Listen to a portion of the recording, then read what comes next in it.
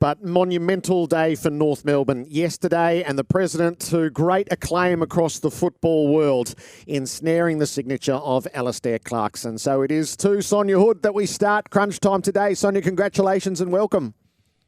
Thanks, guys. Great to be here. What is your overriding emotion the day after? Probably relief, to be perfectly honest. It's nice to have the tension lifted a bit. It's been a pretty tough couple of weeks, I think. You won't put Alastair on the back of the Mazda BT40 today and drive him around the boundary for the faithful, will you? Look, I did say to him, I invited him to come watch the game with me today, and he thought that he might get mobbed. And I said, well, I think I'm going to get mobbed. So, we're either in this together or we're not. But it turns out that at the moment we're not. So, yeah, he's going to watch it from the farm and I'm going to watch it from the ground. What, are you able to detect the mood of your North Melbourne constituency? I'm getting a lot of joy. So yep. if that's the mood you're asking me to detect, that's the one I'm certainly feeling. And what's that worth to North Melbourne right now, do you think? It's the essence of everything, isn't it? People often say football is about wins and losses, but I think actually football is about hope. And the narrative that gets written, people... not that it's a media thing. I think generally we like crisis narratives, don't we? And we like disarray narratives, and a hope narrative is just a wonderful counter to all of that, and really underpins my view of where our club's at. So it's wonderful to see that manifest for the supporters and for the members, and we've done it pretty tough this year. They've all done it pretty tough this year. They've stuck by us in record numbers, and to be able to deliver this at the end of the season is just overwhelming, I think. You were complete in the mission that you launched, Sonja, and absolutely justified, as I think your language publicly was quite brilliant and garnered a real sense of confidence. How personal has this been for you? I remember you told us as soon as you came to the job is how far your heritage with North Melbourne goes back. How personal does it feel for you to be able to bring Alastair Clarkson to the footy club that you love? I think the first thing that I should say, and this is important to say, is that this was a whole club effort. So I spearheaded it. I was the voice of it. But we made a decision as a board and as a broader executive team where we were headed and what we wanted. And we wanted Alastair, and we worked out how we were going to go about that. And we were completely united in that as a process. So while I might have done the conversations, everybody else was doing the stuff in the background that made our offer credible, that helped him to understand what our club was about. And so that whole of club piece, I think, was incredibly important.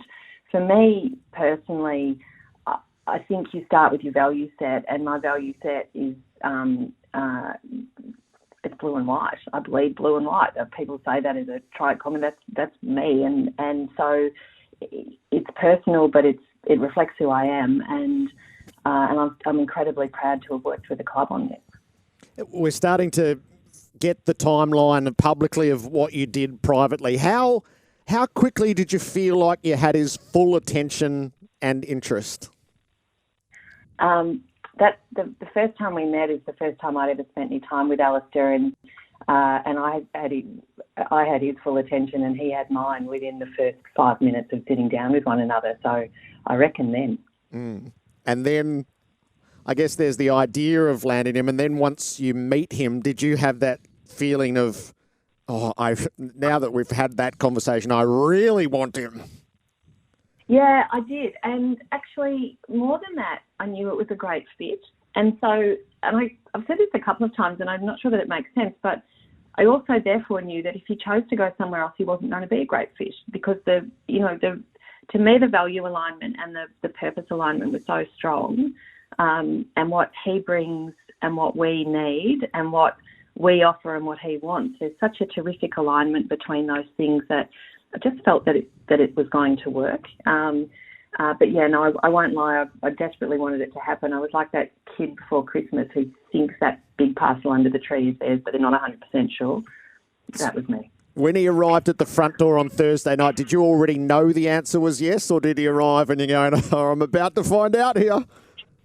As I've watched footy for long enough to know that the final siren is the final siren, and up until then, anything else you feel is just optimism. So seeing him through that door and the handshake and the words that we exchanged were magic. Yeah.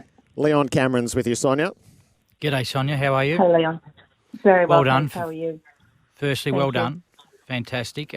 Just when the Essendon news, I'm just interested in the mindset of when the Essendon news hit that they were going to jump in and investigate whether Alastair Clarkson could come to their football club. How did you go about controlling and reinforcing that to your board when that news hit? I think it was on the Monday, knowing that clearly you'd done 3 or 4 really good weeks of work negotiating with Alastair to come to your football club. How did you go just controlling that narrative with the board? We had a really good open dialogue with James Henderson through that process, so I knew what was going on through James rather than through the media. That was very helpful. The board, I spoke to the board, all the board members individually just about every day this week. We had a scheduled board meeting on Wednesday night and we talked about it there, and we just reaffirmed our position really, and we knew that however things played out, we could formulate a response, and if things didn't go our way, we would move on and look for another coach. But I think it was that reassuring ourselves that we'd done what we needed to do. We were comfortable in our approach, and Essendon's a big club and a proud club, and there was always a possibility, I suppose, that someone else was coming. I probably hadn't seen that one coming, but other people had told me they had seen it. So, that might be just my misread of the situation. But we just had to stand firm on what we want. I think it's easy in this game, isn't it, to have your responses dictated to you by everybody else. And so being centred within the club and what we were after and what we were looking for became paramount this week. Sonja, Dermott Brereton here. Congratulations. Well done. Thanks, Dermott. Can I ask you the first comments, and I imagine he'd be very favourable, the first comments that Lee Adams made to you when you gave him the news that Alastair was to be the coach for 2023? He was absolutely delighted, and I rang Patch on Friday morning before I spoke to anybody else so that he would know. The first thing I wanted to do was to thank him, and I'll be doing that a lot over the next couple of days, but the way he's carried himself and the team and our club over the last 6 weeks has just been exemplary. I can't speak highly enough of him. He is absolutely delighted for the club that Alastair's coming, very excited, I think, about the prospect of working with him. I did ask him after we'd had the conversation if he was a tiny bit cut that I wasn't ringing him to offer him a senior role. But the wonderful thing about Patch is he knows exactly where it is, and I hope that this stint has given him a taste for and an ambition for senior coaching, because he's going to be an amazing senior coach one day. Understandably so. We know where Alastair sits in the absolute overall scheme. I'm intrigued to know, did he ever make a presentation, or was it not required? Not in the formal way that I suspect you would associate with a lot of these processes, no. But over about 6 hours of talking, we had I have a pretty clear understanding of what his plans are and where he's headed. We'll give him some time now to digest and learn what he needs to know about our club. He doesn't start with us till November 1, but you saw him yesterday. His brain's already working, so we'll see what happens in the next month or so. Having seen him in brown and gold for so long, I actually thought last night he looked really good in that blue shirt you had on him. It looked like a natural fit. You're going to have to hold the course. There's going to be moments in the future that some of the supporters say, we've lost X amount in a row. It's a hard road. We know he's a champion coach, but you still have to sell the hold the course line, because this is not a Alastair comes in and we rocket up the ladder next year. Absolutely. First of all, everybody looks better in blue and white, so I think we should establish that as fact. Secondly, you're absolutely right. There's no silver bullet here, and there are a lot of pieces in this that have to go right for us to have success. I think the important thing always is that we're honest about where we are in our journey, and people understand that and they can see that. people don't need to win every week. People need to see hope, and they need to see that the journey's going somewhere, and they need you to talk straight to them. And the other thing I've learned in the last month is that Alastair is the master of straight talking, which I very much appreciate. Sonja, Sam Edmund here, brilliant. Oh, could have taken calls from your delighted members for 8 hours plus yesterday. But can I just please go back a bit? Who contacted who at the start of the Clarkson process? Thanks, Sam, and I'm delighted to have generated you some positive content. I think that's terrific.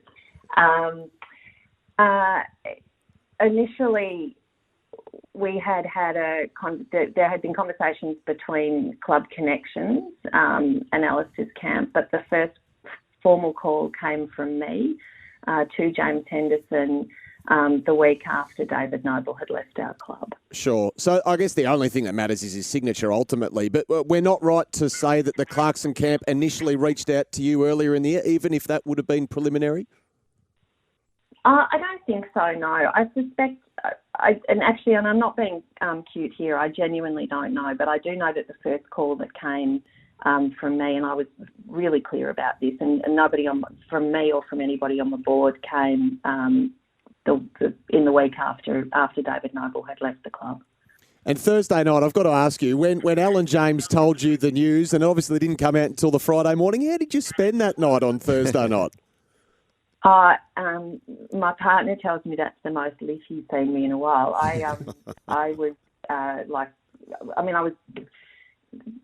We probably finished here at about 11 o'clock. I was then,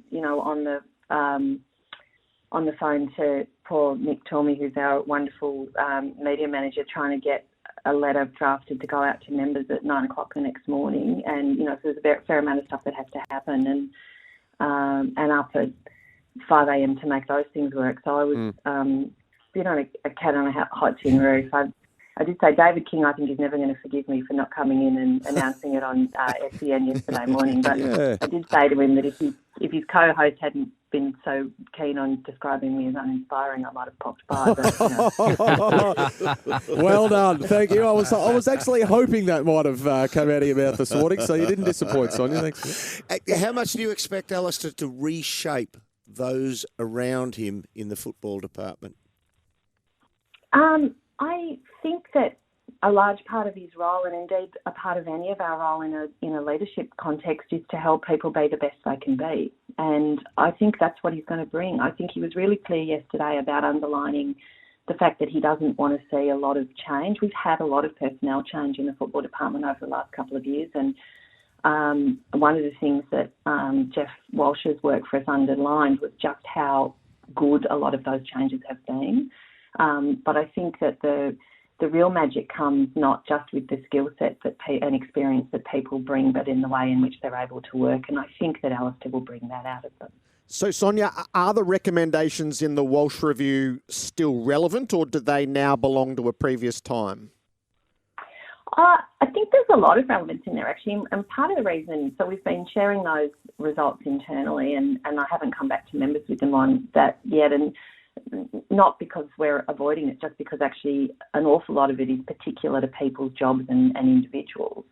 And the really joyous thing about it is how much positive feedback there has been to give. And again, I think in a year that's been tough, that's been really important for people to be able to hear, and in due course that'll be important for our members to hear. There's a lot in there that I think we take forward in terms of understanding where the value sits, and I think again there's that tendency when things aren't going well to tip everything out, rather than to just say take a step back and say there's some really good stuff here, so let's not lose sight of that. Will Ben Amafio continue as the chief executive into next year, Sonja? Ben Amafio has done an absolutely outstanding job getting us to where we are, and he has been a large part of this process in the background, and I could not be prouder of the work that he's done. Re-signing Mazda this week, which brings us to, 27 years or something with Mazda, has been phenomenal. If you're not driving a Mazda, you should be. And Ben has been a huge part of that. So, yeah, he'll continue with us to be a big part of our club. Will you continue with the priority pick application? I believe we will, yep. Does that make today just a touch challenging? at the moment, you've got the number one draft pick, and if the team plays inspired football and wins, you'll move out of that position. It's like everything, though, isn't it? The structural stuff underpinning where we are is still the structural stuff that underpins where we are. So I really hope the guys have a win today. I'd be super disappointed if anybody was thinking otherwise. And I think they'll play their hearts out for each other and for the club. And they were so excited when I went in to tell them about the new coach yesterday. That was that's the second time this year. They've actually the third time, because the first time they heard from me was when I took the role. The second time was when David and I announced that he would be stepping down, and the third time was yesterday. That's far too many times in a year to see your club president. But they were just delighted. I would think there'd be a lot of excitement today. So, Sonja, not to labour the point, because today is about blowing the trumpets on this significant announcement, but you're saying Ben Amafio will definitely be the CEO of your football club in 2023? I would say that I am incredibly excited about where we are right now, and I'm not thinking any further than that. Are you hopeful that? Will Alastair address the players before he heads off on before they head off on holidays? I believe he will. Yeah. Yeah, that's a big moment in the history of the club in its own right. So if you were the author of Keep North South, Sonja, I reckon you now own the mantra, on your Sonja. Well done, and thanks for your time on Crunch Time. Well done, Sonja. Thanks for having me, guys.